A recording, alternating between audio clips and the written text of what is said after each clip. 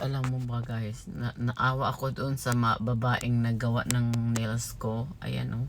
Ang ganda, ang cute niya. But anyway, nakikita ko siya guys kasi namamawis talaga siya, as in namamawis. Ako lang yung dito, ako lang yung customer. Ayan siya oh.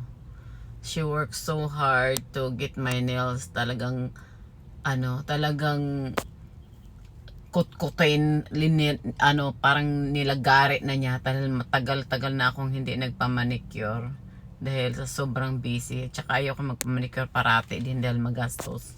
So talagang nakikita ko siya dahil yung pawis niya, talagang patak na patak yung pawis niya ba, yung ganun. Tapos tipid-tipirin ko sana, no? Titipid ko sana. Ayaw mag-tip ng malaki. Ang plan ko today is magtipid ako.